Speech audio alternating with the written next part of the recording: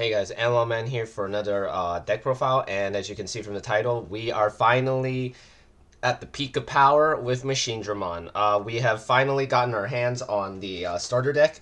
This one specifically, I went to a pre-release, and I managed to basically get two of these. Specifically so that I can upgrade this deck. Surprisingly, you only need one, but I bought two just in case so that I could have this, full playset of the staples. But aside from that, you're basically just kind of like gutting the deck for specific cards that basically help this deck become even more stronger. Basically, it's only like 4 or 5 cards, but the build does kind of change up a little bit because of that. Because now you have access to specifically like Greymon specific stuff. You also have access to the new Tamer. You also have access to the really broken option card in the form of Trident Arm. But yeah, let's actually get into the profile so I can show you what I mean. Of course, being Machinedramon, we are still running the Doremons. I did test out the other Doremon from BT13, but it didn't really feel right to go off half the time. It was okay, but that extra draw from attacking is not as great as getting the draw from tucking, because that specifically activates more often than attacking, because we only usually attack for game, so the when attacking doesn't really work for this deck as much as you might think. But yeah, we run these 4 eggs just because it helps us stay consistent specifically. For the rookies, we are actually only running about 8 rookies. We are, of course, still running the 3 Dorus. Doru's still really busted, really solid, giving you that extra memory. You never, and I mean this, never hard play this down to search an X antibody. I've never once done that, because that specifically will screw up your ratios, especially specifically what you're going to be drawing next. So you mainly just evolve this in raising, and that's it for it, aside from the inherit. Yeah. Then we run 3 Chikurimon, because there are still people out in the meta playing Royal Knights, especially in my locals. So I like to have Chikurimon just in case as a backup option to stop that kind of deck. And it also hurts a lot of Digi-crossing decks, which surprisingly, as of recording, my locals decided to switch back to Hunters and Crossheart and Blue Flare all together in one day. So this is now a necessity to deal with that. But the fact that those decks can still function in this meta is proves how good they are, basically. So we keep at least 3 to stop them. Then for the last rookie, we run the new Agumon from the starter. This one's really cool. At the start of your main phase, if your opponent has a Digimon, you gain a memory.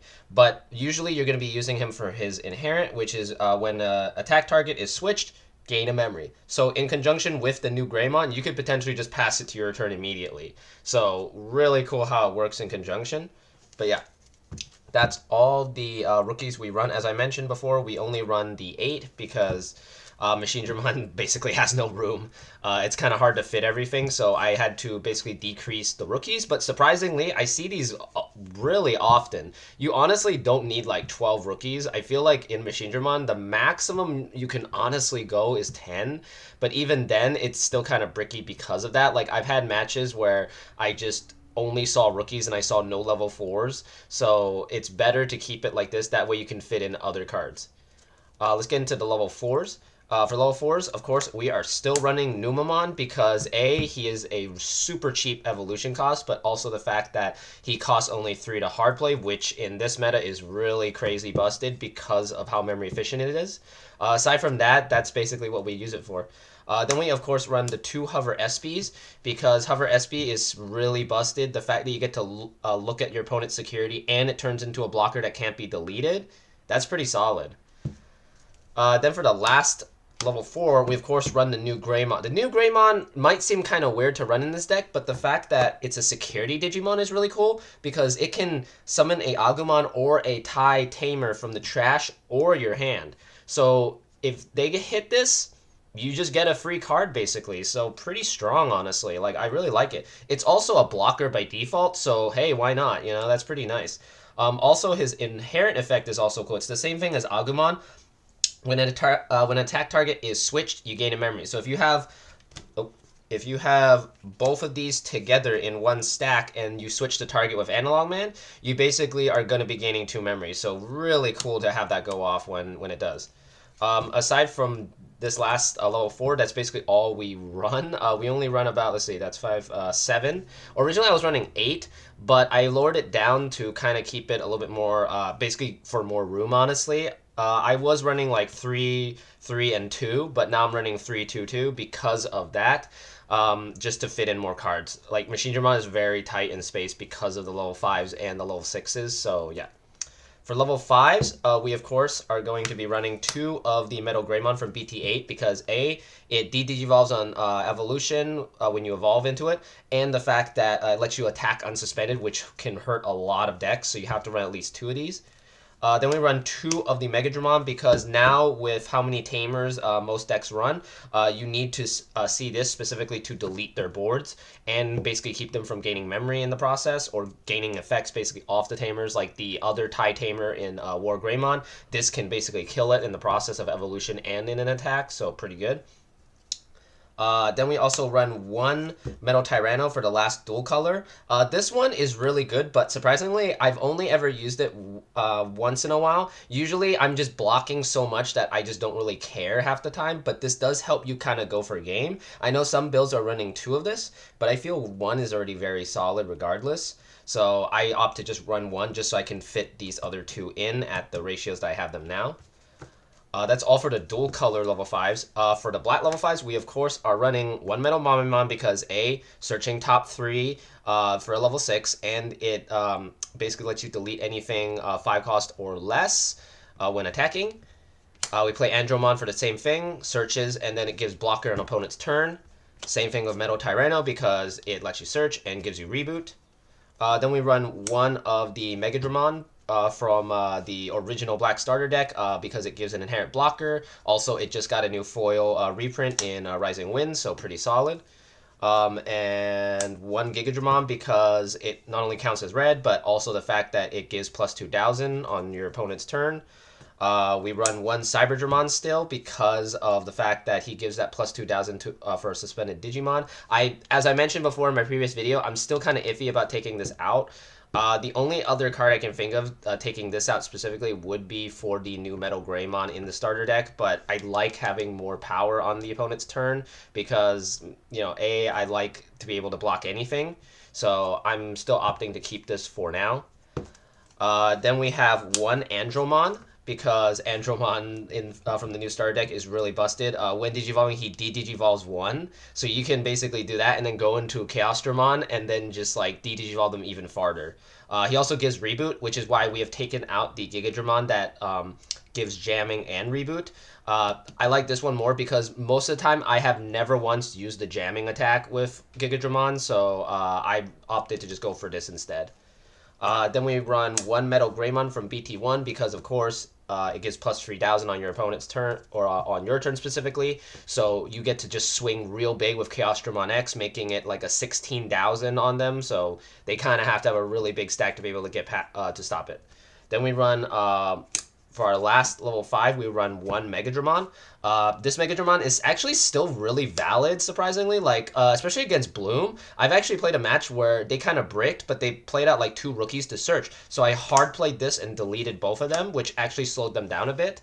So I feel that this card is still crucial, so I run 1 copy just in case. But yeah, that's all for the level 5s. Let's get into level 6s. For 6s, we of course are running the 3 Machinedramons from BT11 because searches top 5, grabs analog, grabs anything cyborg or machine and can equip it or add it to your hand, and then on deletion you bottom deck an analog man and you get to basically summon a Machinedramon for free. Then we run 3 Chaosdramon because this guy is like one of your main boss monsters. He basically helps you stun their board and then help you destroy it at the same time. He also has protection effects where he can't be bounced to hand or deck and can't be deleted. So he's basically covered in everything except for like Chaos Degrade or like being put into security. But we have other cards to deal with that like Congo, so it's not too big of a deal. Then we run 2 Machinedramons. Let's actually put it over here.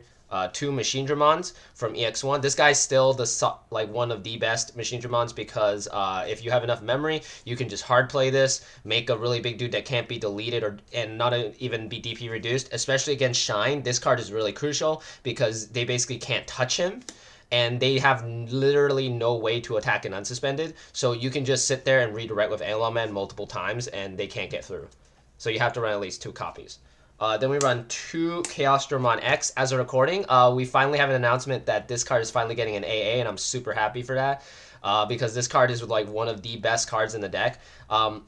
The fact that start of main phase you get to grab any cyborg or machine and just equip it, which will trigger both of these effects.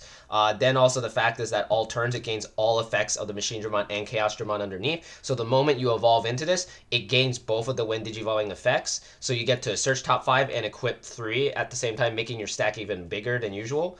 Whenever it would be deleted once per turn, it can just trash something. Basically, if it were to be deleted, it trashes a security. So really powerful. If your opponent tries to get rid of this, you basically punish them for it. So you have to run at least 2 copies because this is, aside from Chaosdramon, his X form is also your other boss monster. So yeah. The rest of the deck is options and tamers, so let's get into that. For options, we are of course running 2 black memory boosts.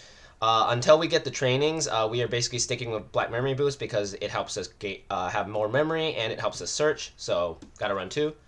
Then we run 2 Attack of the Heavy Mobile Digimon because this in conjunction with EX1 or even Chaosdramon where I've actually hard played this, you need to be able to go for game or de-digivolve enough so that you can block them next turn. Then we run 1 Gaia Reactor also for the Royal Knight matchup because Royal Knights is really hard to stop once they get out their basically all 5 of their guys. So you have to run at least 1 copy.